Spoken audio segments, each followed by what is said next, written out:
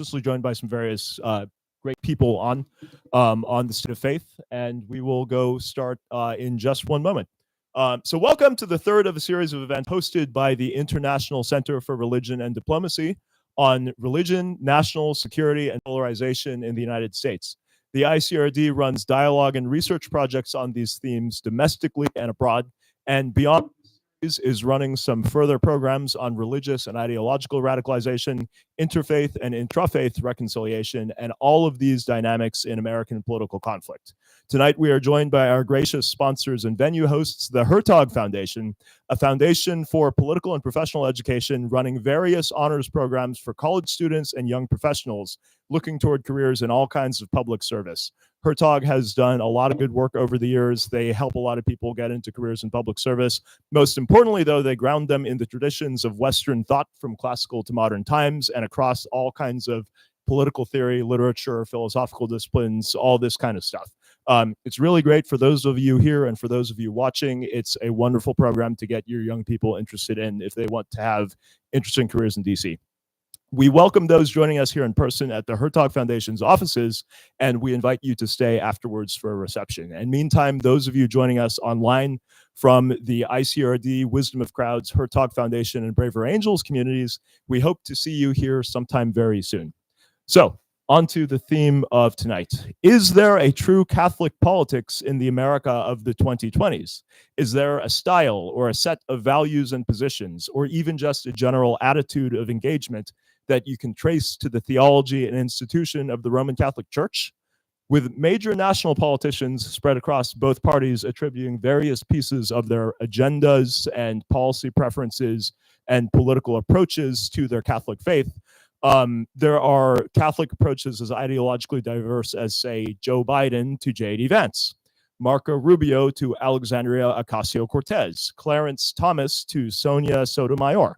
And with this, it would seem as though Catholicism has been politically polarized on the national stage while being, politically depolarized on the national stage while being politically polarized inside itself. So a lot of us are Catholic here. All of us here up front are Catholic. We have thought a lot of the time about the Catholic Church's positions on abortion and immigration and social justice, religious liberty, all sorts of things in the American context. And I think a lot of us have had our faith inform a lot of our views on this. But there are critics both inside and outside the church who suggest very often that we do so selectively on the basis of our secular politics, not just our faith. That is what we are going to hope to explore here, the dynamics of that and the ways that that affects not only life inside the Catholic Church, but life in American religion and American public life more broadly too. So a couple just preliminary kind of thoughts before we introduce the speakers. Are there genuine theological divides lurking beneath this? Is this a question of Franciscan and Dominican and Jesuit forms of Catholic spirituality influencing our approaches to public life? Or does the political conflict in any given society necessarily shape what religion and religious approaches to society looks like for the believers there? And finally, to what degree is the red-blue polarization in America and its effects on, to what degree is Catholic polarization, Joe Biden versus J.D. Vance style, unique to American red-blue polarization? And then to what degree is it a subset of broader conflict inside the Catholic Church worldwide? There's been a lot of different commentary, for example, on the legacies of Pope Benedict XVI and Pope Francis, and now we are in the papacy of Pope Leo XIV. And so to what degree are these American Catholic questions partly broader Catholic questions? I am biased, for what it's worth, for the particularity of American Catholic polarization, which might be the Americanism heresy in new garb. I will repent for that at the pearly gates if that is in fact the case.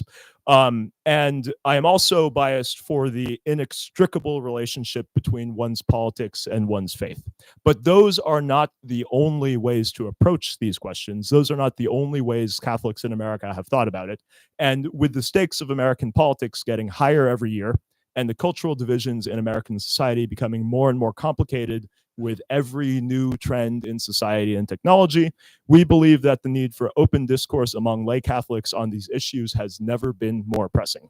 So while we explore this tonight in the context of Catholicism, I hope all of our friends from other religious traditions and in politics more generally can find some value in this here. To help us think through these themes and their implications, we are graciously joined by two very thoughtful thinkers on these themes and many more. Leah Libresco Sargent is a frequent contributor to various Catholic and Christian magazines, including First Things, Commonweal, and America, and the author of the book Arriving at Amen and Building the Benedict Option, among others. She also has a book coming up this fall. I think she'll tell us a little bit about that as we discuss things here, and we're all very excited for that. She runs the Substack Other Feminisms and routinely comments in various places on questions of spiritual life. Santiago Ramos is a frequent contributor to various Catholic and Christian magazines as well, including Plow, The Lamp, Commonweal, and America. He is the executive editor at Wisdom of Crowds, one of the best ascendant podcasts and communities here in DC on philosophical issues in American life. My name is Luke Nathan Phillips. I work with the ICRD on political polarization and its various aspects, including the crises of social trust, polarization, and divides within religions in American life. I have spent most of my career in polarization studies and reconciliation work, and I obsess routinely about the nature of American political ideology, something that is not the point of this conversation, but something which inevitably will touch many of the things we talk about here. To be clear, we are all, again, Catholics in various states of grace and communion with the Roman Catholic Church. I think both would agree that I am the worst Catholic on the stage, so you are working here with people who will be spiritually informing me as well. So thank you guys for helping me with the church. This conversation is first and foremost an exploration of some of the great cultural, political, social, and ideological questions of our time, as expressed in the conflicts within the Catholic Church and states itself, the origins and dynamics of those conflicts and their meanings in the bigger scheme of things. If by the end of this conversation, we have started to glimpse the beginnings of a framework for thinking about the Catholic Church and American political divisions and America's political divisions' effects inside the Catholic Church, and if we have opened up further lines of inquiry on specific theological or political lines of conflict, then we will have succeeded.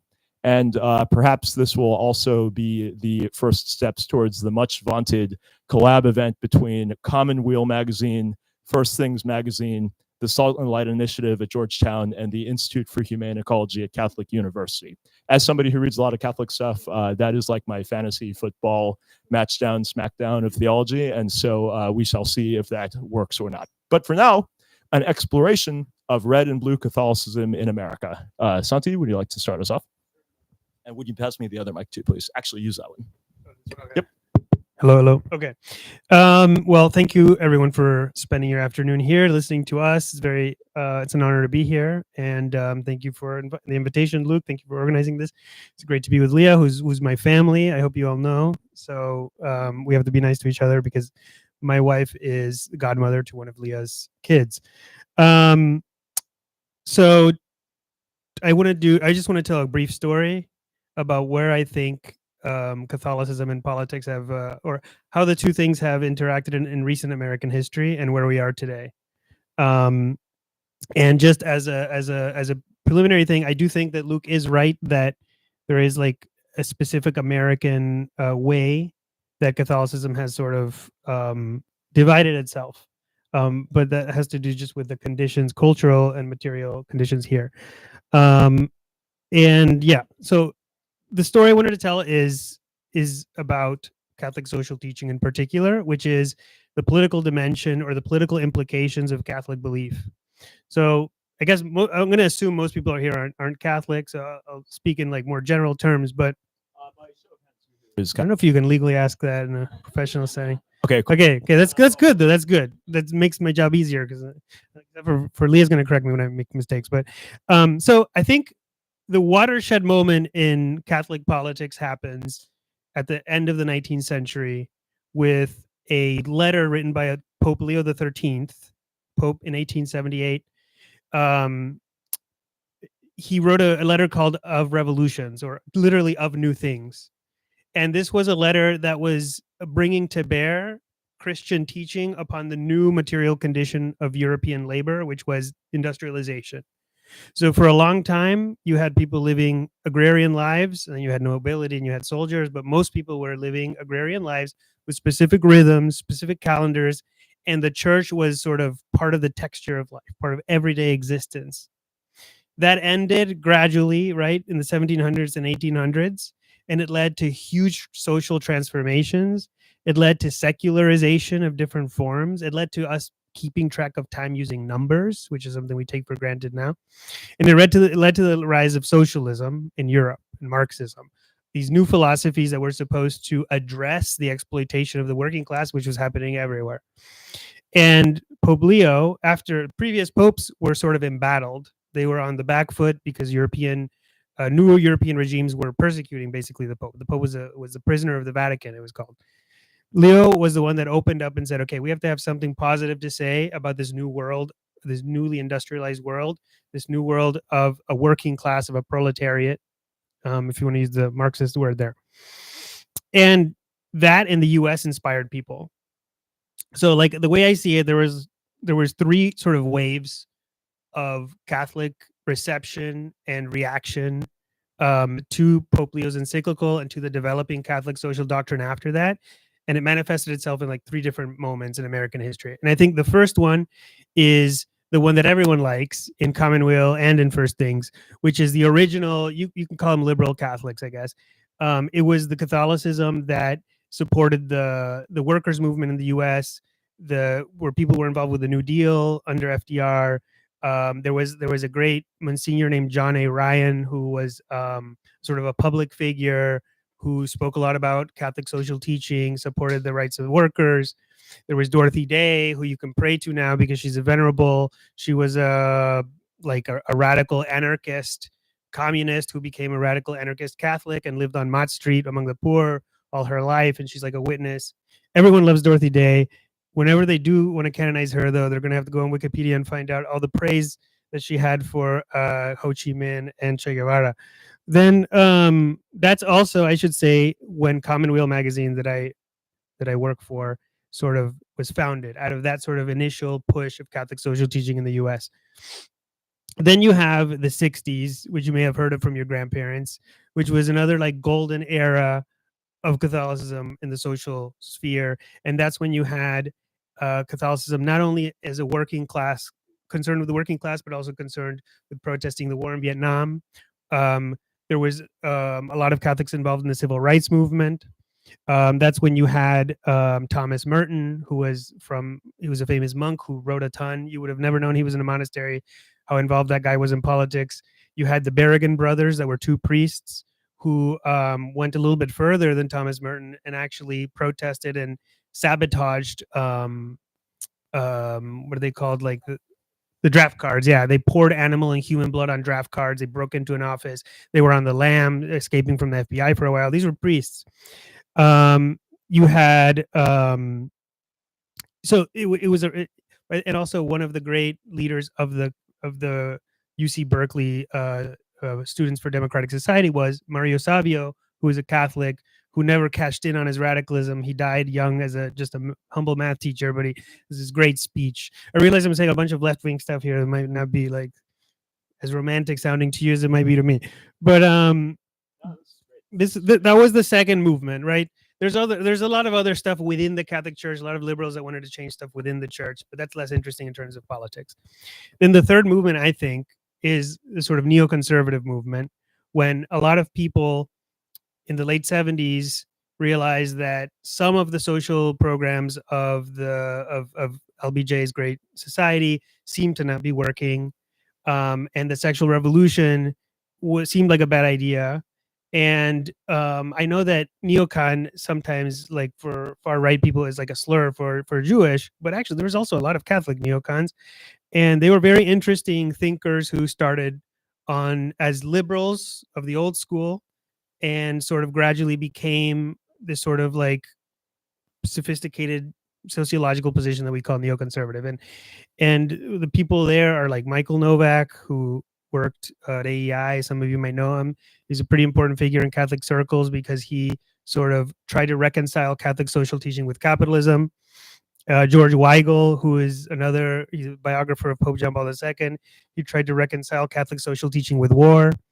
And that was a joke. He sort of expanded the Catholic understanding of just war theory. And you have Robert George in Princeton today is, I think, the last great exponent of that wave. I'm going over probably. And final thing is just, where are we now? Now it's an eclectic moment. I think the neocon thing died during the Obama era. It doesn't really have, we can go into why. And the old liberal thing also kind of died. The 60s liberal thing kind of died. Francis gave a new lease on life to liberal Catholicism, especially with Laudato Si, a lot of movement on like the rights of migrants and things like that. That's re-energized. And on the right, you have a lot of very smart people digging into the past for ideas, trying to revitalize the tradition. So that's where you get stuff like integralism. And out of that, you get J.D. Vance, who spent a lot of time reading a lot of weird Catholic writers and is now Vice President of the United States. Thank you for the brief intro on the diversity of all this stuff. Leah, would you like to give us some further thoughts on the history of Catholic politics in America? I'll talk a little about what I think is distinctive about the role of Catholicism in America. And I'll start just giving a little bit about my own background, what I think makes the church so distinctive besides the fact that Catholicism is true, and then a little bit about where we are now. So I grew up on Long Island in an atheist family of pretty normal Democrats, I would say. My family had a strong understanding of who the good Catholics were, and they were the ones at the events my parents went to. My parents met through anti-nuke meetings, and their wedding cake said "books, not bombs" on it. And they had a good sense of who the bad Catholics were, which were the pro-lifers. I grew up, went to college, became Catholic. I'm a mix of good and bad, I suppose, in my parents' opinion at this point. And find it harder to fit into either political party than I'd assume would be possible for anyone growing up. What I find really distinctive about the church, and I appreciate Santi's kind of tore through what is for the church recent history, right, is how deep it is in time. I think one of the things that helps the church stay grounded in hard times is that even when a problem is novel, it is less threatening to the church than it is to other faiths, other philosophies, etc. G.K. Chesterton has, a kind of encomium to the saints and the contradictions within them, that the church has at various points through the witness of its saints been incredibly strongly in favor of marriage when marriage is threatened, and then incredibly strongly in favor of living a consecrated or lay life, giving your all outside of marriage in a way that is higher than marriage when marriage is obligatory and the witnesses of lives lived in love outside of marriage are crushed. It's been strongly in favor of the dignity of the poor. It's been strongly in favor of incredible art offered to the glory of God at great expense. And he says, that the church in doing this, isn't per se contradicting itself. He says it manages to put two opposites next to each other, like red and white, like the strong red and white of the cross of St. George. He says the church has always had a very healthy hatred of pink. And part of what this means is that I think it's easier for the church and then for individual churchmen and women, the more tied they are to the whole sweep of Catholic history and the wide examples of the saints, to not get swept away by a certain present political question to the point where it feels it dominates all other concerns. It makes people on the other end inaccessible to us because, we're more aware of the many pressing problems of the day that the church has been able to speak to.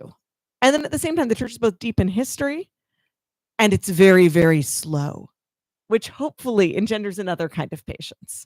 That when the church speaks, it happens slowly, more slowly than either opponents or proponents of a given encyclical tend to want. And that's because, and this is part of what attracted me to the church strives to be a truth-telling thing, like mathematics. You can't hurry the Riemann hypothesis. You can say, I would very much like to know whether all prime numbers have this particular property that's described by the Riemann hypothesis. I would like to know right now. And a mathematician will say, well, I would like to know very much as well. But to reason, I have to start from premises I'm confident are true, and then try and see where I can build out from there. And it's taking me a while. I've built a number of kind of attempted bridges to get to either the truth or falsity of the Riemann hypothesis. And so far, none of them have spanned the gap to either island. And I just can't build faster than I'm confident in. And, in a time when, especially we now live at the speed of Twitter, it's easy to feel like you need to have something definitive to say on every issue, every topic that crosses your plate, I think especially in this town, and to respond to it quickly before the world moves on. And the church is satisfied to speak slowly and accurately, and to be honest that wrestling with a new problem takes time. Rerum Novarum didn't come out, at the very beginning of these shifts. It came out in response to them.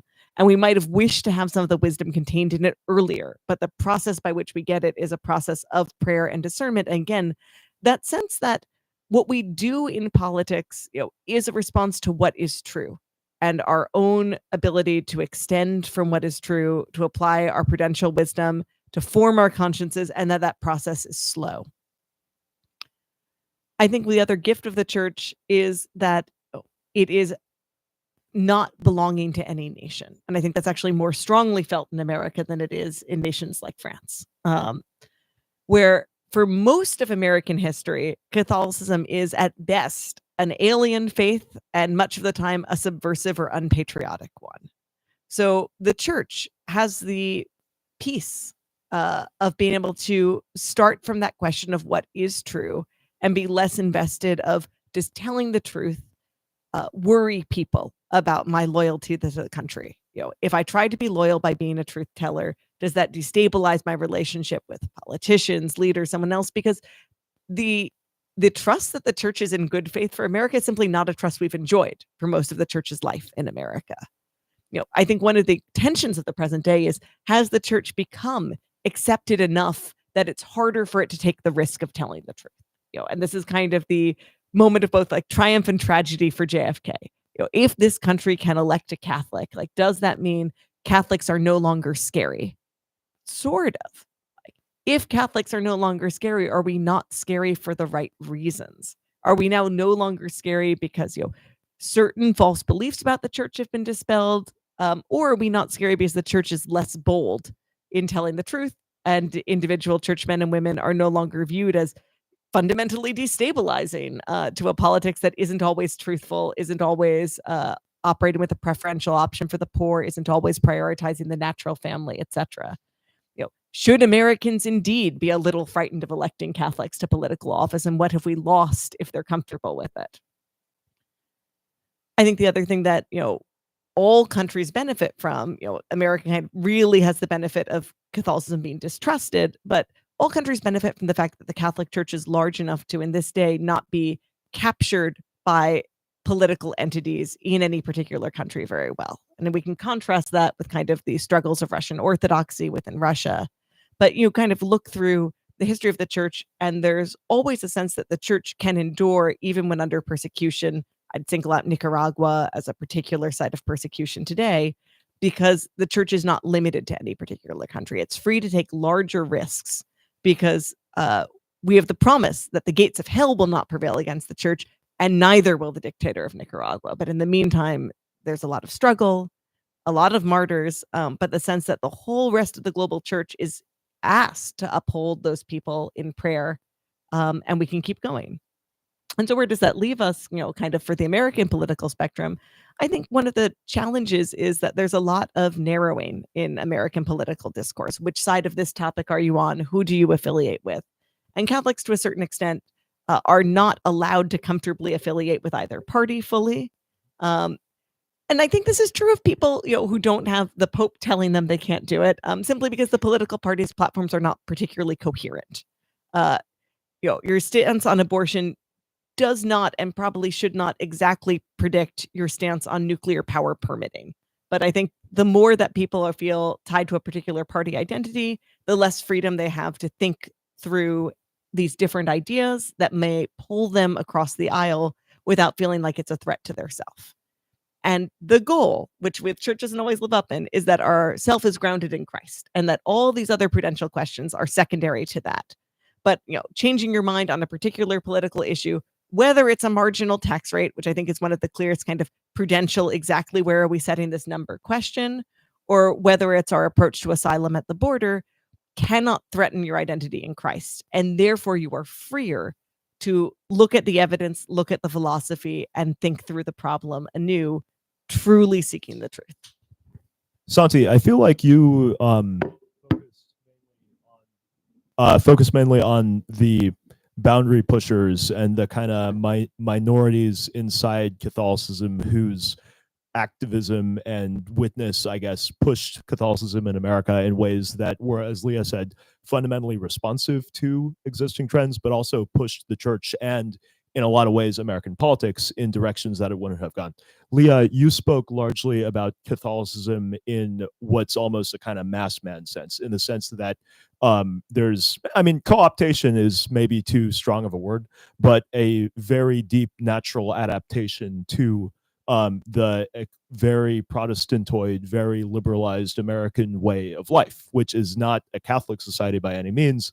And if Catholicism adopts to a non-Catholic society, does that make society more Catholic, or does that make Catholicism more like the rest of society? And I mean, given that the American people in the last two presidential elections have elected a national politician to either the presidency or the vice presidency of the United States, it would seem that there is, at the very least, a lot of argument that that is exactly what has happened, that Catholicism is so normal that the church traded safety and normalcy and legitimacy in American life for the uniqueness that the Dorothy Days or the George Weigels would have been doing. So I'm just wondering, between the two of you, neither of these really suggests that there is a Catholic program in American politics, which is fair.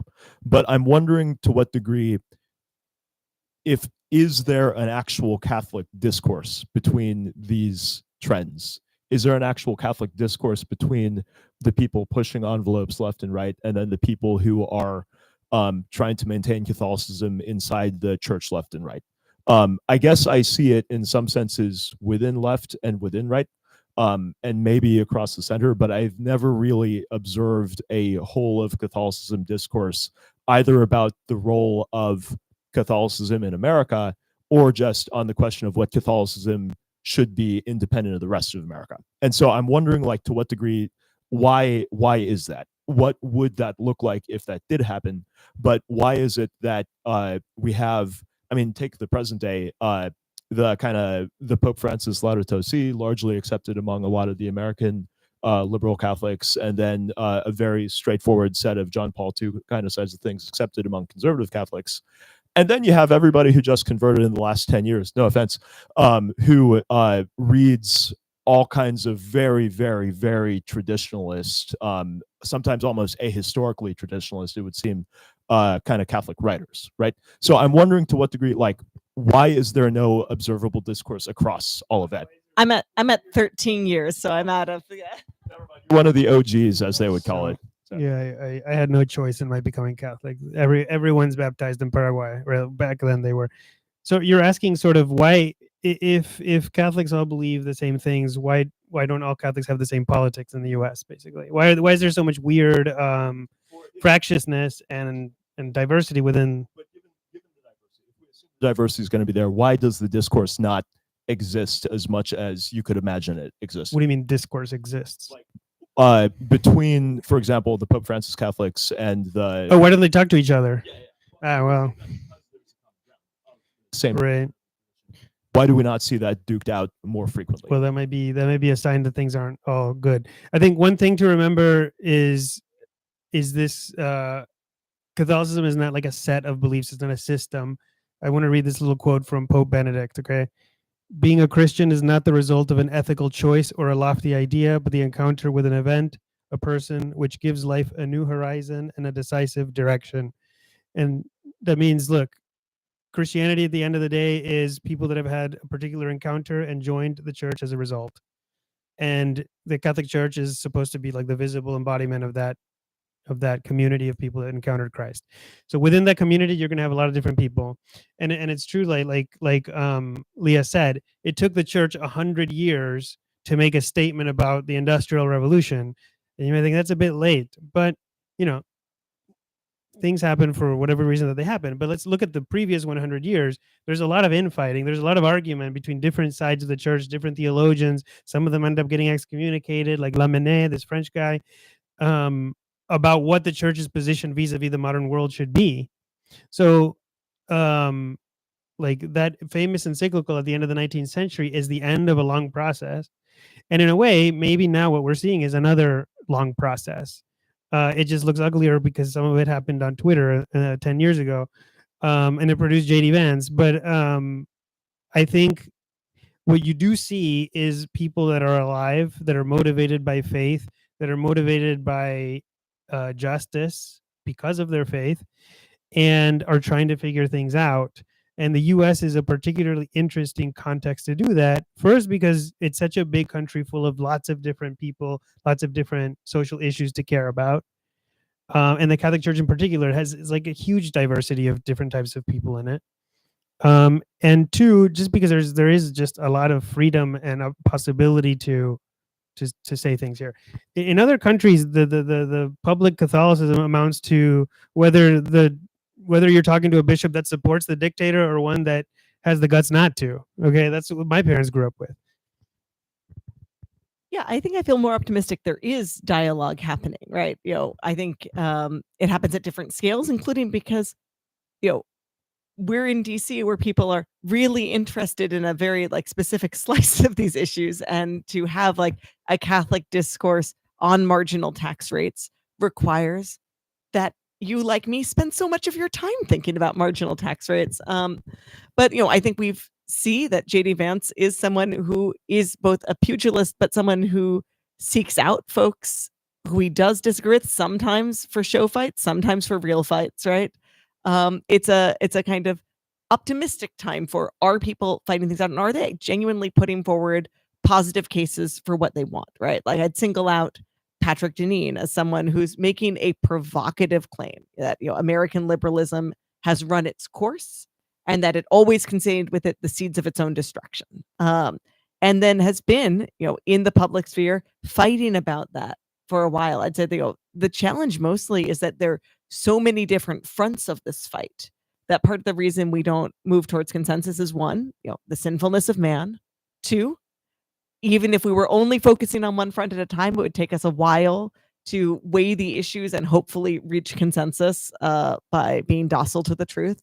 And three, Catholics tend to be fighting on so many different kind of, I'd say, shallow in a non-pejorative way fronts, that it is hard to pause and say, okay, what is driving our disagreement here? What, if I'm going back to that metaphor of the mathematician, do we agree on what the premises are and we disagree about the soundness of the bridge? Do we disagree about the starting point but agree on the method of construction and evaluation?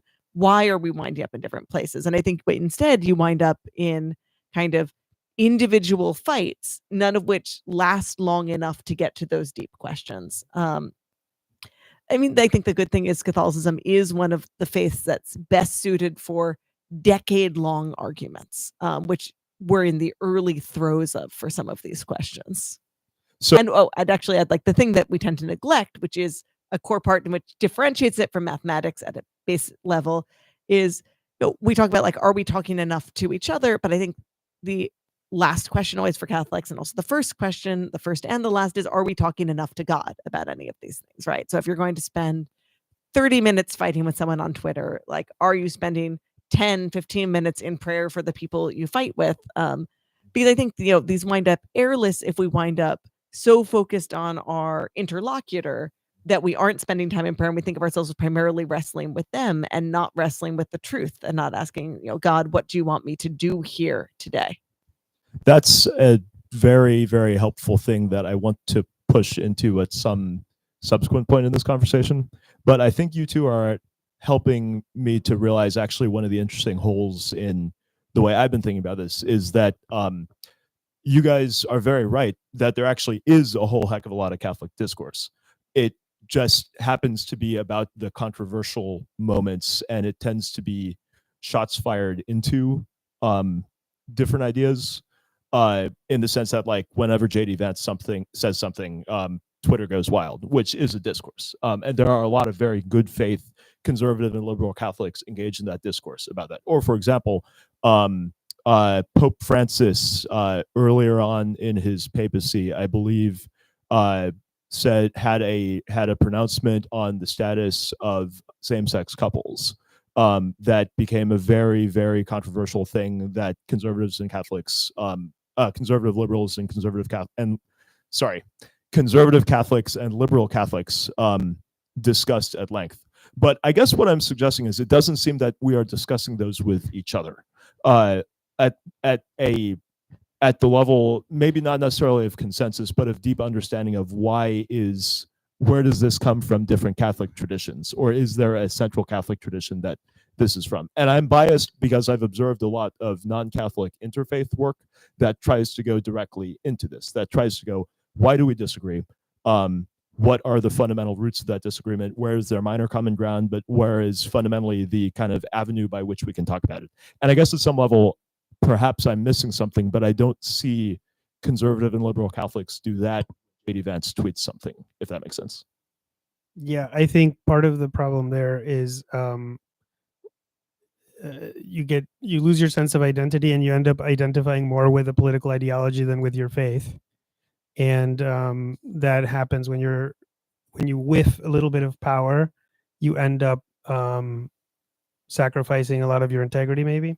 So the example of I feel like an old man now because I always talk about the Iraq War, but this was for me like an emblematic moment in my life, which is under Bush, you had very smart Catholic intellectuals near to power. Father Richard Newhouse, who was like, George Bush said that he would always consult with Father Newhouse about like moral questions. You had Michael Novak that I work for that I really admire, but he was the one that went to the Vatican on behalf of the U.S. to try to convince the Pope to not oppose the Iraq War. And within the U.S., the idea was, well, look, Catholics believe in a few certain things that are always wrong, like abortion. But war is a prudential judgment, which means it's an imprecise judgment, right? It's true, but it's not true in the way that math is true. It's not always intrinsically wrong that war is. You have to make a sort of judgment, and people make judgment from different vantage points with different amount of data. And whenever Pope John Paul II would say, war, never again, war, you had people saying, well, that's his prudential judgment. Or you had him saying, well, he's a poet. He's always been romantic, John Paul II. Which, you know, on some level, it is true that judging whether or not we should invade Iraq is a prudential judgment. But on another level, it's an abdication. It's ignoring the Pope, and it's saying that the prophetic has no role in politics. And I think what you're looking for is the prophetic within Catholics, in part, right? That's what we remember. That's what we admire. People like Dorothy Day. And I mean that was, you know, whatever we need now is the opposite of that. But I do think there are a lot of places where Catholics talk and argue with each other. I don't know why. Yeah, but Christian Sonnen over there at Georgetown, he hosts a lot of good conversations. You should follow his stuff. But also, I think a lot of these things happen just, you know, behind closed doors, not in official forums. But I do agree with you that it is regrettable that there is not as much public conversation between both sides.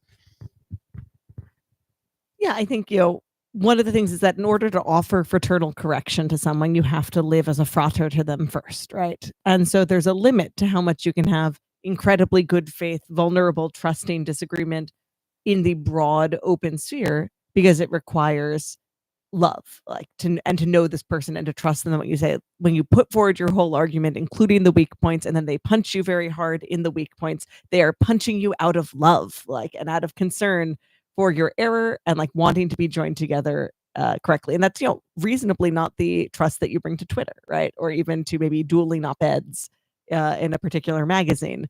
So I think it makes sense that some of the most vital and fruitful places where people explore disagreements happen privately and happen where a broader relationship can grow up to support the disagreement. You know, I think individuals sometimes find forum where, because of their own witness of like really caring about the people they talk to and caring about what they're talking about, they make more space for these disagreements. I think one person I'd highlight on that front is Ross Douthat, who, you know, tends to really talk to whichever individual is in front of them and to ask questions where you believe he genuinely wants to know the answer rather than setting up his next put down of them. So I think we can look for those examples in our daily life and on the national level. But to have those kinds of disagreements, you have to demonstrate you are a person worthy of trust and a person who genuinely wills the good of the other, even when what you're asking them is to kind of put down the ideological gun, right? When it comes to that question of prudential judgment, which I appreciate that distinction, I think the other important thing to remember is when we say something is a matter of prudential judgment, we mean you can't look up the answer easily for this particular circumstance. Not that there is not an answer and it's not urgent to know what the correct answer is.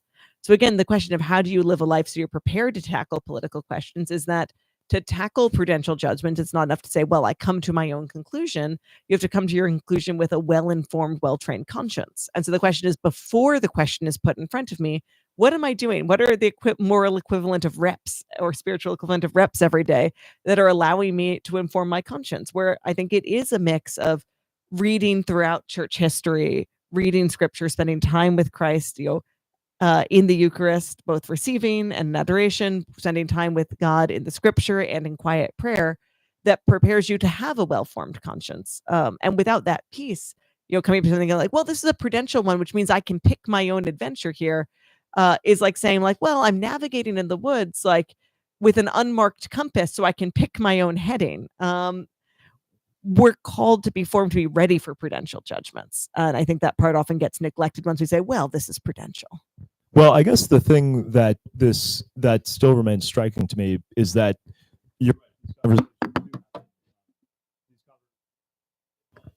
these conversations do happen, but they happen behind closed doors. Me and Kelly, who's in the audience here, have run a couple of these things behind closed doors. They were fascinating. They were insightful. They were great. A lot of people, including myself, left with more questions than we had come in with even. And so it definitely is possible. But the Catholic Church prides itself, and a lot of lay Catholics pride ourselves on the strength of Catholic community in an age of incredible isolation and enemy that everybody who's read any sociology knows. We know that our society is increasingly trending away from community and towards either unhinged individualism on the one hand or just pure loneliness and enemy on the other hand, right? Catholicism at best is a cultural bulwark against that. And the fact that it does not seem that we form as many Rostauthats as the cultural style of our faith would imply is just the thing that I wonder. It makes me wonder, Santi, to your point, that when you have a whiff of power, it changes your faith in politics. It makes me wonder to what degree a lot of Catholic commentary on social and political issues is really political commentary with Catholicism rather than Catholic commentary on the politics. And that's what I want to explore before we go into Q&A, because I think that this will open up a lot of stuff. So please tell me about it. You're saying we need an abundance agenda for Rostauthats, a Rostauthat in every pot. Rostauthat was not created by the Catholic Church. He grew up Protestant. The Mayflower created Rostauthat. Also, so just for the clarifying there. I was created by the Catholic Church. So, I think it is not true that the Catholic Church offers a strong bulwark of community, of little platoons for many people growing up within it today or even in the past generation, right? So I think you're describing something that's part of the past of the church and in some cases part of the present. But, I think one of the gifts the church can give is that you're with a lot of people that you don't particularly choose or don't particularly like and united by something. And that, the church is the thing that says like, well, you can't leave. Here is Christ. You can't go anywhere else. And if there's someone annoying at your parish, too bad. Like if there's... I'm that guy, but and this is something we know the church doesn't always live up to in its corporate body, right? Like when there's someone who is homeless who comes into your church, like, and is there, and you don't know them, and you feel unsettled about them, like, too bad. Like you can't walk out because it's mass, and you have to be at mass today. And I think this is something the church lives up to imperfectly, both because, there are not the kind of dense Catholic neighborhoods where it makes sense. Like, I do have a specific parish in my parish bounds that I walk to, and to go somewhere else would be ludicrous, even if I don't like it, right? Versus the assumption that you live somewhere, you work somewhere else, and the parishes are now no longer even your parish church so close to you that it feels obvious or you even know which parish bounds you technically live in. And that makes things more optional. But I think the church is still the place where you meet people unlike yourself in a way that's often distinct in American life. So in my life in DC, the church is where I met people who were different ages than I was, as a 20-something-year-old who mostly only met other 20-somethings. And the church has always been the primary place I meet people with serious disabilities, and not just disabled children, but disabled adults. And I think in that and learning to live alongside other people, it does give us some kind of training for politics, for the question of how to live alongside each other and seek a common good, including for people who are not carbon copies of ourselves, right? Where we have to make that extension of, well, what does this person's good mean? How can I learn to reason in a way that's not just, well, what do I want? But I think very plainly, the church is not as strongly that as it was when you were kind of cast together with other people around you and didn't feel you had either the option or the right to church shop. I just want to say that was a joke, Rostow, that I didn't mean anything by it. I appreciate your writing. Yeah, no, I know, and my wife is also from the Mayflower, so I just want to press against your premise, Luke, because you have us here sitting in judgment of the entire church, asking us why we don't dialogue. But I think Catholics from the outside, I think we do look unified in weird ways. Like Catholics are preoccupied with collateral damage. We're preoccupied with people that are on the margins, people that are not, that don't usually have a state structure supporting them. So Catholics are always talking about collateral damage in war. Catholics are talking about migrants at the border. The abortion question, okay, there's pro-choice Catholics, but if you're not pro-choice, why do you care about that? Because it's another marginalized community, right? And you do see, I mean, once you go into politics is a whole other story, and thank God I don't have that vocation. But for example, one moment in my formation as a Catholic that where the scales fall from my eyes was at the end of the Bush era. And I saw in First Things an article against torture, and it was written by Leah Libresco. And I was like, and I didn't know Leah at the time. And I've never told you this story, but that was an important moment for me, of witness in a way, I guess would be the right thing to say, because it's like, whoa, this person that I thought was from the right writes this like dagger of an article about torture under Bush, and that's a sign of something. So I think there is more than you give us credit for, maybe. Sorry to push the premise. No. Well, I appreciate that for a lot of reasons, and I think that at some level there's a quiet life in Catholicism that is very, very distinct from what I think a lot of public life in Catholicism is. But more importantly, to the question of Catholics who are very, very pro social justice on questions of immigrants and the poor, and Catholics who are very, very, very informed on religious liberty questions, on abortion and on gay marriage and all those other things. It just sometimes seems to me that those are different people, or rather the ones who are the most active on those can be different people who don't necessarily exclude each other, but you don't see them at the same dinner tables. Increasingly, you don't see them at the same parishes. Maybe this is something that is more of an experience to the younger millennial and the Zoomer generations, but there's an experience that I think some people here might have had of there being distinctly conservative Catholic churches and liberal Catholic churches, not by those names, but by the whiff of the implication. And I don't doubt the Catholicism of any of these people, but I think the thing that I am wondering and waffling on is the unity of Catholicism, because you guys are right. You're convincing me on stage in front of everybody on this, but is the unity of Catholicism something that is harder for any individual to fully express, I guess.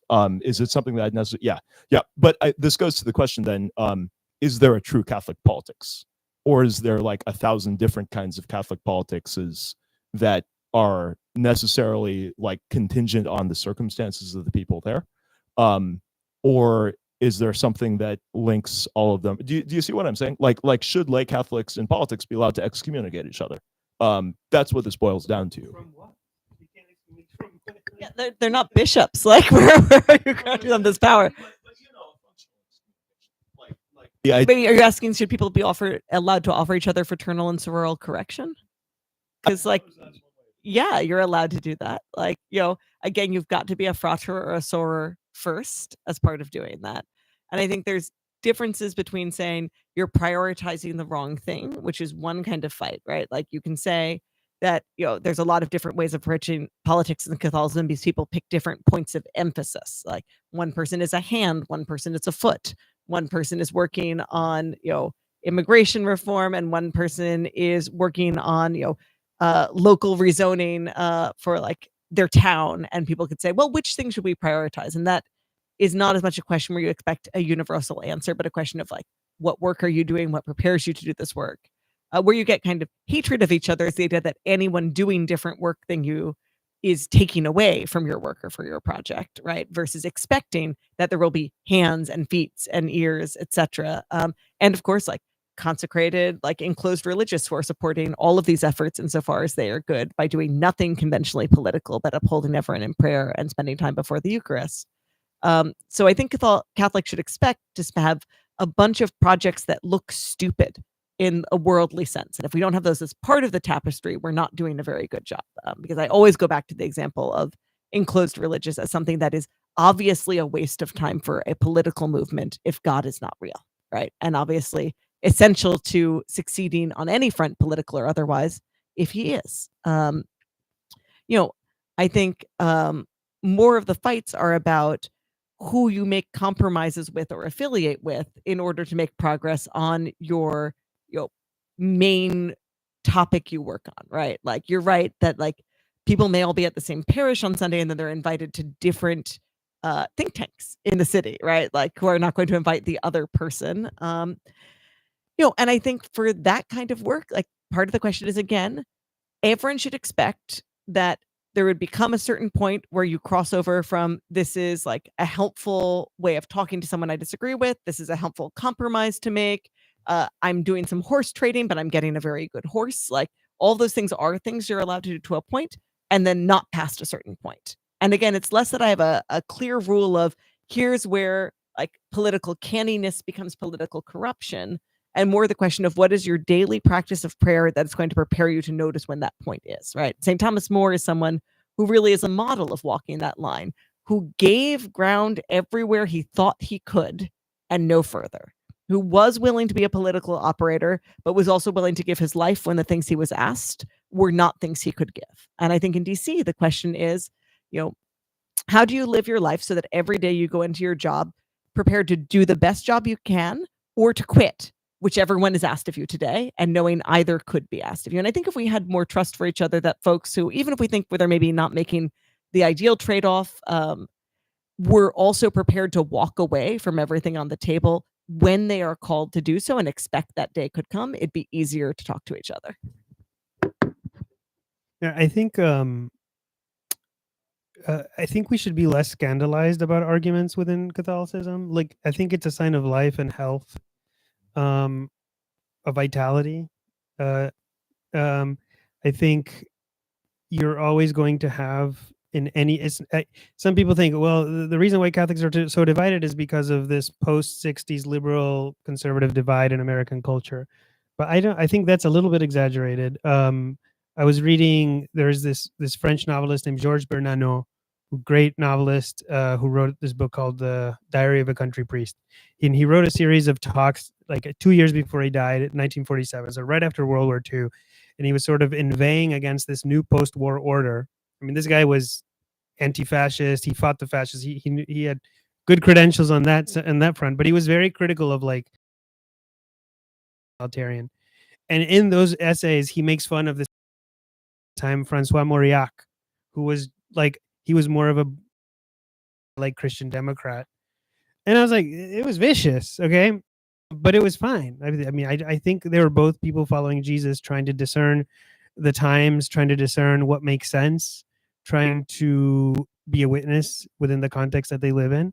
And today, look, imagine if you're Pope Leo, or imagine if you're a bishop in the U.S. You have Catholics who are impoverished people that cross the border. You have Catholics from Detroit who've been unemployed. You have Catholics that are intellectuals in D.C. like yourself, Luke. Who can make sense of all that? All of these people motivated by Christ, by faith in Christ, but looking at things from different angles, with different data sets about the situation. So, of course, it's going to be raucous, and of course, it's going to be argument, and we should be okay with that. This has given me a lot of helpful insights that I appreciate you guys walking me through on the idea that we actually already have all the resources of Catholic unity across discourse that we need. And perhaps, in fact, the real problem here is that I myself am so brain bugged by the red-blue discourse and its vitriol myself that seeing the things that we have right in front of me is there. So really, what is red and blue again? I really don't. It's the color of my tie and the color of my jacket. But Leah, I'm going to take your advice and pray on this, and we'll see where it goes. Everybody, start getting your questions ready. We'll go into Q&A in just one moment, but I have one last question before we officially start calling on people. And actually, can I get a raise of hands to see who has an immediate question as we go? Sweet. Okay, cool. We'll go into this. So just very briefly, Leah, you mentioned something very important, that one of the real modes of conflict actually winds up being who different folks inside the church ally with outside of the church. Presumably, one of the dynamics of that would be conservative Catholics working with evangelicals and perhaps IDW evolutionary psychologists on questions about abortion or something, right? And more progressive Dorothy Day style Catholics working with mainline Protestants and very secular socialists on questions of justice for immigrants, right? And as you know, on both sides of those, there are people who are very, very much not Catholic, who at the level of a kind of uncharitable vitriolic thing, Catholics on the other side of the church could say, how dare you work with heretics, right? So, and those are things too that I think you run into the problem. What happens when two Catholics of different political parties, different approaches to life, different approaches to cultural issues do actually wind up in an issue where they're not life and death against each other, but there's a life and death issue that Catholic theology is unclear on, where there are Catholics at odds with each other, believing as much as anybody can that they are doing what the church would ask them to do. I mean, I don't think people stay up at night saying, like, I'm not sure if you, as like an anti-war Catholic, should partner with these anti-war Anabaptists because I'm concerned about their theology of adult baptism, right? Like, I don't think people worry about interdenominational partnering as this kind of betrayal or taint, right? It's usually about individuals, right? It is, I don't think Bishop Barron should have gone on Tucker Carlson's show.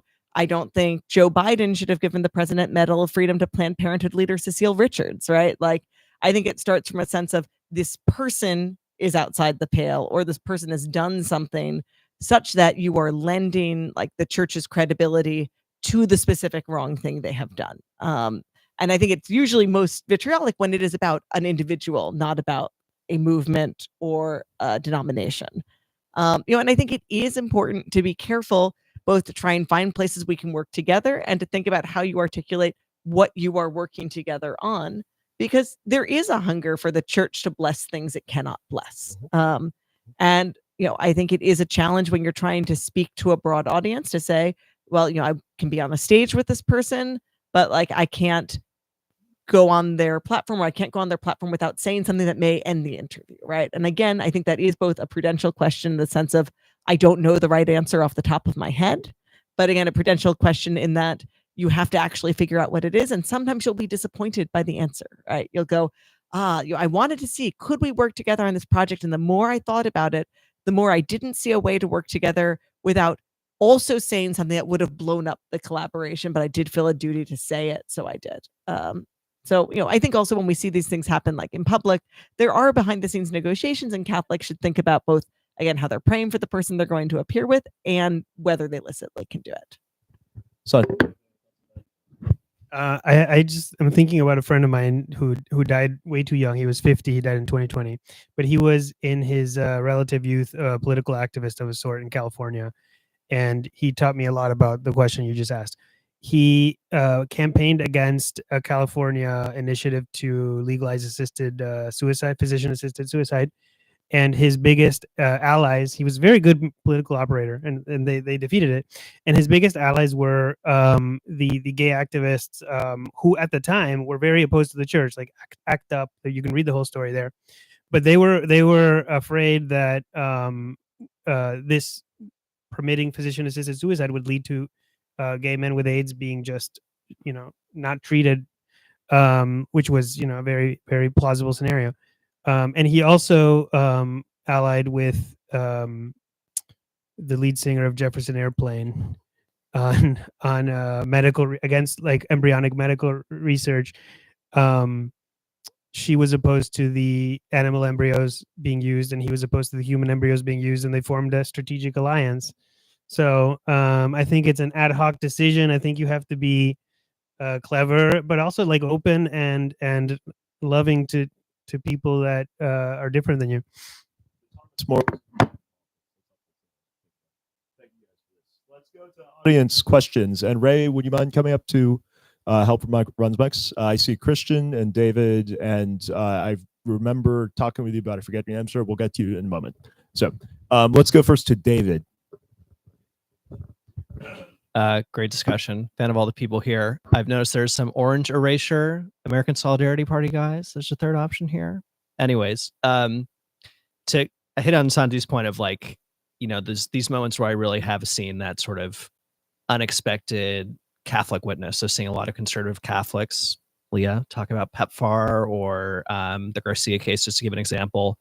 Curious what issues, from my experience, I've often found like the dialogue across differences happens when people are first engaged in a common project or fight. And then through that, there are those informal opportunities to dive into other more difficult issues. So curious, like what issues you think could provide that opportunity for shared public witness by liberal and conservative Catholics that then would create the spaces for these more difficult conversations, either publicly or behind closed doors. So I could imagine, AI, for example, that attracting some strange bedfellows, or the new fights we might have to have in blue states against, assisted suicide. So curious which issues or social problems might, allow more commonweal Catholics and First Things Catholics to be in the trenches together in some cool ways. I think often the answer is local politics that are less polarized at the baseline. And then once you are working together on, a local thing, like in my town, should our town do audits on the schedule they're required to do by law? And should the audits be accurate? A surprisingly controversial view. But like local issues give you the chance to dig into something that is not already polarized, where you can find strange allies and then learn that you disagree with each other on other things, having already shared a project. I think, we have too few barn raisings, because the other way of I think it's right that it's easier to start a conversation if you have a shared project first that is hard, where you have to kind of trust to the strength and capacities and gifts of someone else, unlike yourself. And if we did build more large things in public together, we would know and trust our neighbors more and be able to talk to them. But I think local politics are a good place to start, and novel questions like AI, where people come in without their answer already kind of firmly set.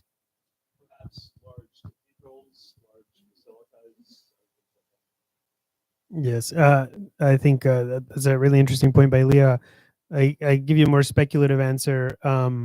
I think like just plain monotheism will be a way that all Catholics come together. If AI becomes this like weird religious thing for some people, which apparently, I don't know if you saw the news recently. Check out Ted Gioia's Substack.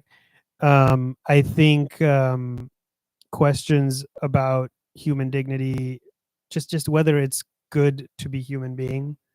I think a lot of the documents of Vatican II, which in the 60s looked really left wing because of they hailed the human person, today will seem like reactionary or romantic, or in the near future. Christian. So there seems to be, so I think, like, to give some credit to the premise of this conversation, Luke, like, I think where the rubber hits the road, and like where we see a lot of these divides happen, is when we start talking about national level electoral politics. And the reason is because Catholic social teaching is a very broad thing that covers every political issue and focuses in on a lot of particular ones, because different Catholics will identify with different issues, and because the way of fighting for those issues on a national level generally means you align with one party or the other. Your process for fighting for an issue on a national level in electoral politics means you support candidates, you support certain things, and those candidates come with a whole list of policy priorities, which means that inevitably you're going to be supporting a candidate that, because of their party position, ends up detracting from your ability to promote another important part of the church's social teaching. And I think that makes its way into individual level voting decisions too. Like, at the end of the day, you have to pick a candidate. And I think so I think that's like, that to me is where the divide starts to happen. And then I think it starts to make its way into almost like catechesis. Like, there was a lot of polling right before the 2024 election that showed that the views of Catholics in the United States on certain immigration policies were rather indistinguishable from the general United States population view. And given that that is a point that's so important in Catholic social teaching, that there are very particular teachings around, that was very surprising and discouraging to me. So the question is, like, the church can teach the principles of Catholic social teaching, the teaching authority of the church, and like its pastoral practices can inform people about these principles. But what needs to change, or what needs to happen when it comes to teaching about political processes, in order that Catholics might be able to more freely support political causes without stepping on the toes of Catholics that are doing other very Catholic work?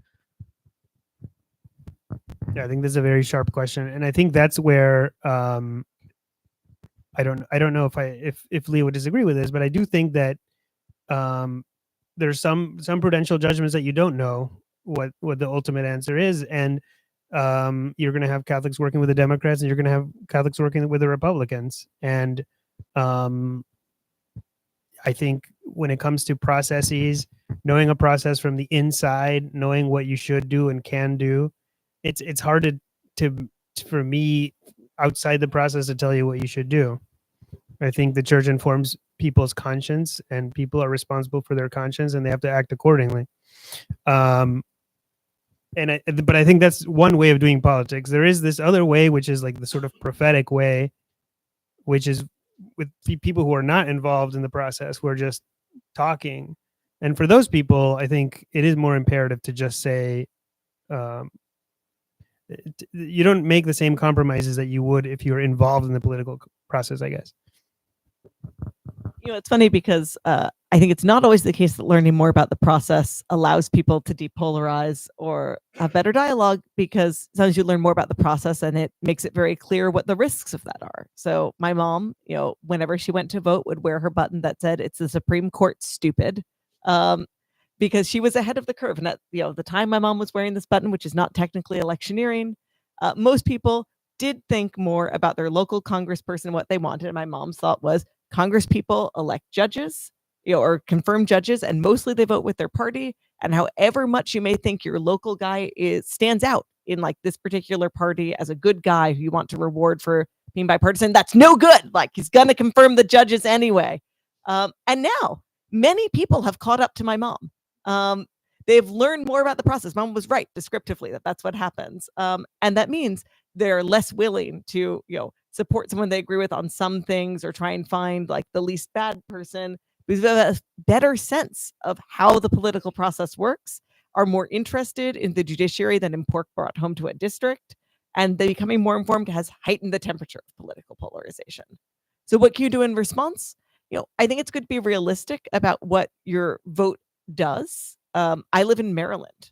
Like, I don't spend a lot of time like hemming and hawing over the moral position of my vote in the presidential election in Maryland because I'm not flipping the state. I am making a judgment and I'm casting a vote, but I don't think that's where I'm having big pull. I think we overrate the power of the vote and severely underrate the power of trying to flip your neighbors, like where you have more access to them and fewer people who have a say in what they think. And if you befriend them and talk to them, you have more of a chance of changing who you could vote for, you could be elected. Plus, you can grow in love and friendship for them. And if they are wrong about a matter of grave moral importance, maybe they'll stop, which would be good for them if you love them.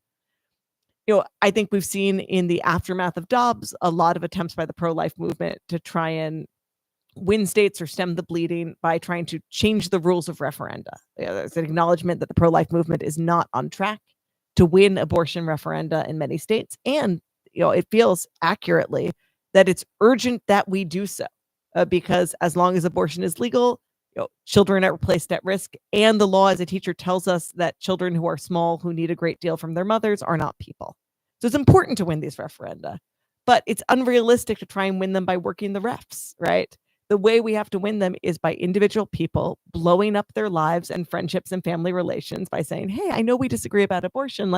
I really want to talk to you about why, because I think you're wrong. And I know you're someone who cares about the vulnerable in every other domain of your life. It feels so natural we would be on the same side on this issue. So can we talk about it? And then genuinely wounding some friendships as a result and deepening some. And that's a lot more at risk than kind of just the debate over who you can licitly cast your vote for. But there's kind of no way to get closer to a deeply Catholic politics except by people putting those relationships at risk. I'll just add one little thing, though. I do wonder, this is a question I have, maybe one of you guys has the answer, if American Catholics have a specific duty just because we're part of an empire that controls half the world, as opposed to somebody that's living in Belize or something.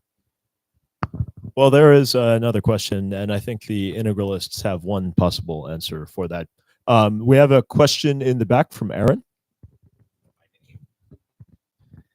Hello. Well, thank you for being here, everyone. I'm curious, since the premise was national political parties, and I will never forget growing up. With I had some people I call my local neighborhood grandparents lovingly in North Carolina, and they would always tell me, that in the 70s and the 80s, in Reagan and in that time period, the Republicans realized that to broaden their coalition and to win elections, they needed to crack the door open a little bit, not just for fiscal conservatism, but, for, social, and to include mostly Protestant Christians.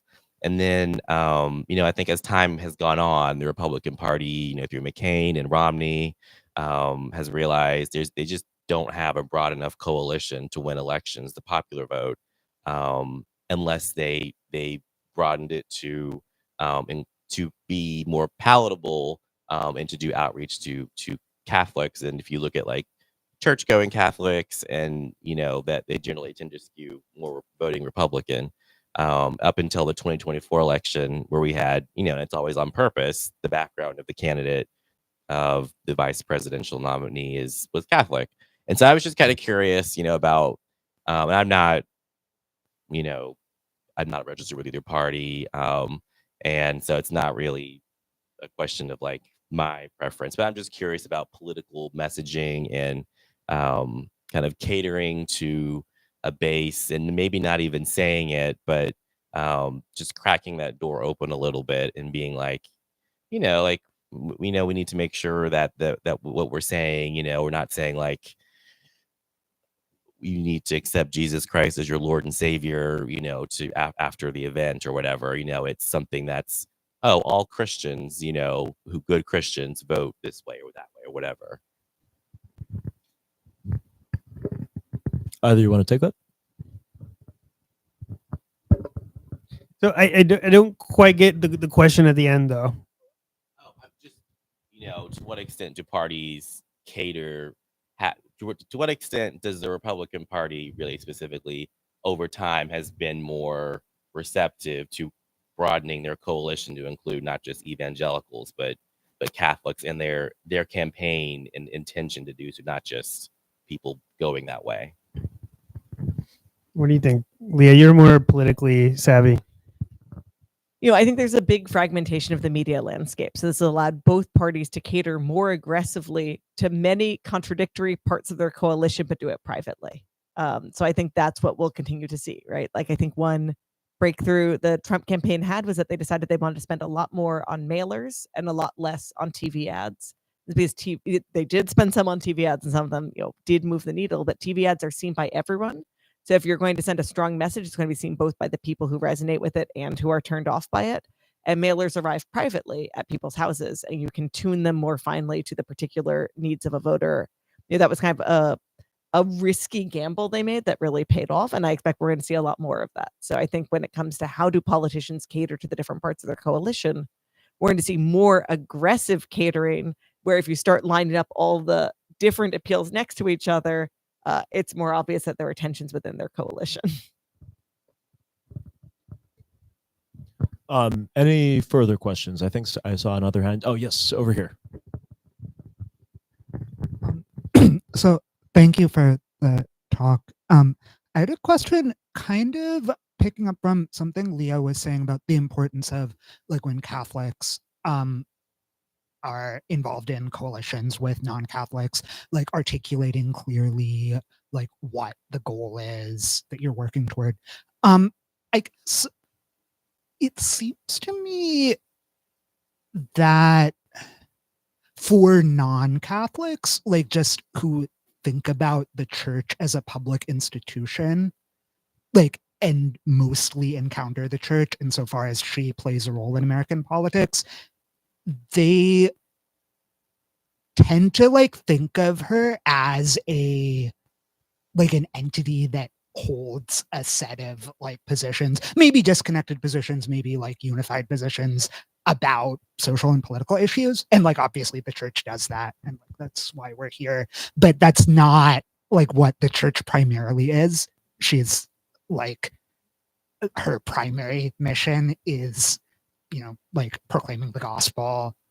But like, I think, at least my impression of just like how non-Catholics tend to think about the church is more as like a political and social entity than as primarily concerned with like Jesus and God and and the sacraments and so on. So I was wondering if people on the panel had thoughts about like how ways that like the church as an institution or like Catholics involved in politics can, like, in a way that's not like artificial or manipulative, like manifest that their political engagement ultimately comes from this like deeper place, and kind of maybe like use it as a way to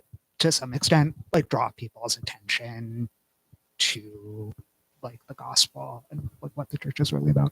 I appreciate this question a lot, because I think one of the biases that I had set up some of my framing with without realizing it was looking at the church as an outward facing rather than an inward facing institution. And I think this is actually helpful for looking at some of the frameworks here. So Leah, did you have a thought on it? Yeah, and that's definitely how I experienced the church as someone who wasn't Catholic and converted. Like, the church had a number of things it said it wanted, most of which I didn't want. Like, and it, kind of was a extra political party, though more linked, I thought of with one than the other, with a policy slate, right? And I think the challenge is indeed pointing back at Christ. Like, I think some of the ways that you open up those conversations can be more or less explicit, like leaning on the things that are surprising that they lie alongside each other and break from one of the parties raises the question, like, wait, like all normal people hold either this slate or this slate. So what are you doing? And you can say, well, like, the reason I hold both these views, like, is because of God, like, and here's why. And I think people are reluctant to do that because, first of all, it sounds like you're then saying for bad reasons. I hold these views for bad reasons. If people view that as kind of fundamentally illegitimate, I think it's good to kind of turn the question on its head a little and say, like, oh, well, to me, these logically go together, like informed by both my Catholic faith and because like my concern for the poor means I'm interested in full SNAP funding and I'm interested in outlawing abortion.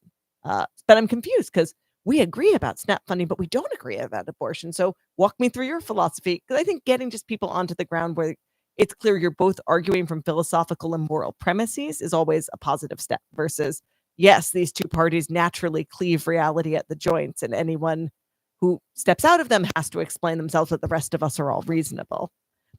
I think the other way you do it is, even when you're engaging in political action, even when you're with people you mostly agree with, Christians should be weird and startling and slightly unsettling, right? And sometimes that unsettlingness comes from breaking with political orthodoxies. Sometimes that sense of there's something off here comes from people's capacity for joy. Sometimes it comes out of people's willingness to take risks. I think the example of the Berrigans are excellent. I'd also point to, in the present day, Lauren Handy, who spent some time in jail for peacefully protesting inside an abortion clinic, of people who just confidently lay down their whole life in jail on the run from the FBI, but not out of a sense of defiance, right? Just out of a sense of necessity and gratitude to be able to stand somewhere and make the killing stop, even for a minute. And I think there is something weird about Catholics whose faith is fully alive. And it does provoke people, even who don't think they want to know about the church, to say, why are you so generous, so fearless, so cheerful, so patient with me who's here yelling at you, right? Like, and it plants a seed whether or not you're the person who sees it sprout. But the more that you can pass for a normal person in normal spaces, kind of the more unsettled you should be, right? Because why would someone ask you about Christ unless he's transformed your life in some way that both attracts and repels people at the same time? I think, I think what Leah said is right. I do think though that you can't be too self-conscious about this. You just love God and do what you will, and you will communicate through your actions. I think we talked a lot about Dorothy Day today. She was not a political operator. She didn't in the sense of coming to DC and fighting for certain policies. She just fed the poor and wrote columns and lived in the same place for a long time, and people remember her to this day, even people that don't share her faith. I mean, that's deeply transformative politics as well. But I can't imagine her thinking too much. Am I communicating? And she was just doing it. Do we have any further questions? I think I saw one more hand. In that case, just as a final kind of thing, which saints would either of you recommend people thinking through this and struggling with this, particularly in DC careers? Which saints would you recommend praying with and emulating for guidance on this, just based on their lives and writings? And if your answer is Thomas More, do you have other saints perhaps that might be helpful to think on too? So Leah, you want to go first? Actually, I can give you a minute to think. Well, you can also say Thomas More and why, but also ideally someone else too. So Santi, you go first. Santi, you go first. Then Leah will come up with someone who isn't Thomas More. Okay. I mean, so the reason, but here's the thing: is I would have chosen Thomas More too. So like the three of us. Okay. So, yes, St. Thomas More, particularly for DC, right? Like particularly for walking that line of I want to be in the room and influence the decision, and I can't go any further with this, right? And to a person who will remain nameless for obvious reasons, total credit.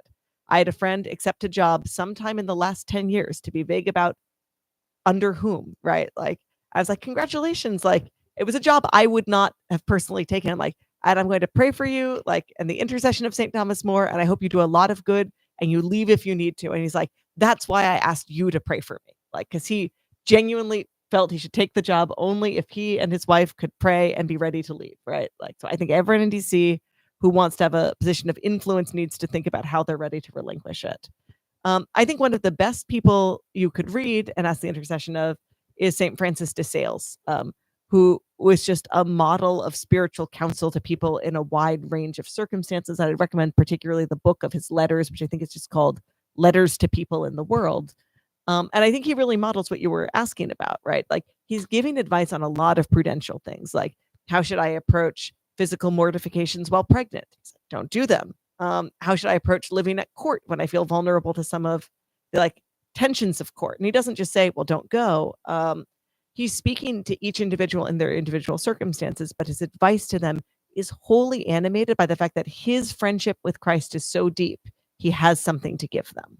And I think it's both helpful to see his pieces of advice, but then when you see how he gives them, it's easier to ask his intercession, say, help me be like you, right? Like, help me be a channel of God's grace. Help me remove all the impurities that kind of block that light from going to other people. Help me see each individual person as God sees them. I was not going to say Thomas More. I actually don't know who that is. No. Just to try to be original, I will say two things. One, St. Augustine, if you're a young person or middle-aged even, and you happen to be highly educated and ambitious, you want to be the governor of a northern province or a southern province in the Roman Empire, and you have a lot of anxiety and you read a lot, and you're living in a decaying empire, you should read the Confessions of Augustine, and then pray to him for help. And two, I would, especially if you live in DC, pray to Oscar Romero, the bishop in El Salvador, who was shot down by a militia that was funded indirectly by our tax dollars, just to provoke yourself. Of course, Leah has to add some saints. I'm going to add some later. You'll be stuck here all night. If you want also American saints, particularly operating in the American context, Saint Francis Xavier Cabrini, and Saint, the other like major woman teacher saint here. Someone help me out. Well, she's great. Saint Elizabeth Ann Seton is who I was speaking of, but yes, she's also great. But I think both of them lived a life in which they both loved Americans, right? Like specific Americans who were marginalized in America and lived in a fearless Catholic way, even as they were, facing pressure to not support immigrants, not support African Americans in schooling, and did, I think both confronted like real moral failings of America without that ever leading them into hatred of, a resentment, or despair for America. Dorothy Day. That sounds good. Leah, to be fair, I want to choose Thomas More for this one too. And Santi, no, I made no presumption when I assumed that you would do Thomas More, but thank you for yours. I recently have been getting into Ignatius Loyola again, and the just question of spiritual vigor as a proactive force.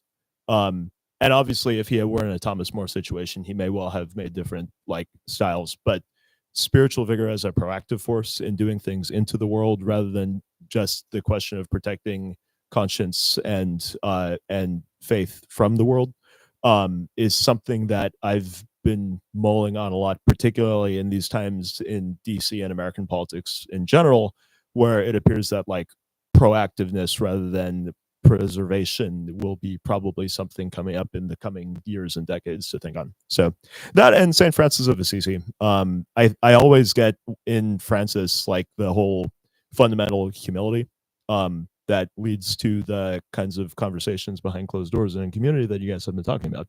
And having felt not only a immense amount of just intellectual stimulation from this, but also a deep sense of humility. I think I've actually, again, every panel I ever run, I learn more than I know coming in, obviously. But in this one in particular, I don't think my panelists have ever completely blown up my premises. And I'm very, very glad that they did this time because it is opening up another world. So thank you for helping me to feel a little bit more like Saint Francis of Assisi on that, actually pre-order St. Francis of Assisi too. So, all right, with that, thank you all for joining us today. I just want to make a couple last announcements before we go eat the food in the back. Again, Santi is the executive editor of a wonderful little podcast called Podcast and Website and Community. And the community is the important part. And they do publish stuff. That's why he's the executive editor. I'm sorry.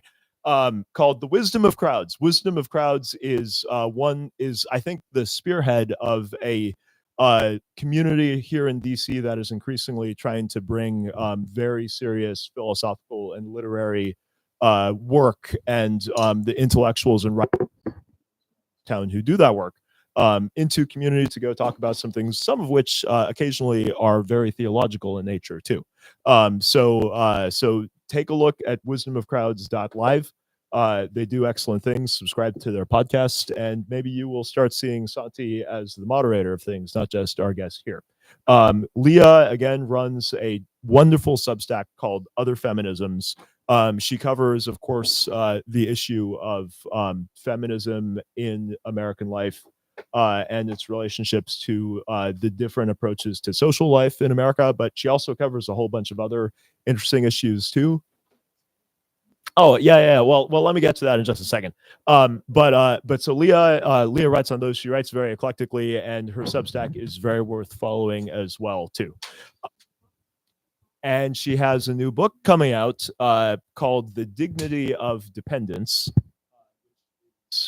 which is going to be something that I think has been brewing in her mind for many, many years now, and we will all be excited to see her copies and perhaps bring her on to book talks with the Rumi Forum sometime soon once that happens too. Which is why you should subscribe to all of these so that you can be at all of these events, not just some of them. Anyways, meantime, you can find Santi's work and Leah's work at a bunch of those magazines that I mentioned. Check out especially their Commonweal stuff. There's very good things there, but there's more all over the place. And I'm grateful that they joined us here to help us all think a little bit more about politics in the Catholic Church. Additionally, I mentioned that we are being hosted in the venue of the Hertog Foundation. Those of you who are younger professionals here, and those of you who have younger friends, younger family, perhaps younger fans, who are hoping to break into Washington, D.C. policy world at a level a little bit more like Thomas More than otherwise, the Hertog Foundation runs a couple very, very good young professional honors seminars here in DC, and then also some that are a little bit shorter over the academic year. Excellent group. A couple of us in here are alumnuses of that program. They do great work. If you don't know who Leo Strauss is, the Hertog Foundation will teach you who Leo Strauss is, among many other great thinkers of the Western canon. So take a look at those. You can find them at hertogfoundation.org. The International Center for Religion and Diplomacy is the organization hosting this, and thank you, Ray and Rebecca, for supporting this project. ICRD does a lot of events, including a lot of interfaith work, and including an increasing amount of intrafaith work in different parts of the religious communities around the United States and the world. And I hope we start doing even more stuff on Catholicism with our friends at Focolare and our friends as well in the intellectual communities around here in DC. And then lastly, with some friends of mine in this room, including Kelly, there is a small little papist conspiracy of us who are working to do the exact kinds of closed door, high trust conversations that Leah and Santi have so praised here, with mostly young professionals aged about 20 to 35 or so, from different political sides of the aisle, to just talk about what it means to be a faithful Catholic in contemporary politics and look at each other's and our own understandings of what it means to be faithful in the current life. So come talk to me or Kelly if you are interested in doing that, and we shall go there from soon. In the meantime, we are in ordinary time right now, right? Okay, so we're still hallelujah. So we are still in Easter time.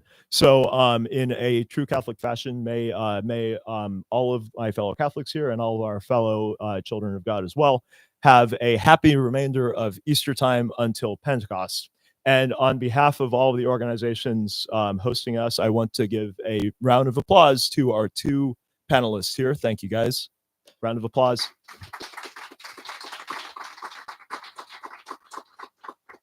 And I will look forward to seeing you at our next event. Thank you all for being here tonight. This was great. No. I'm glad that it actually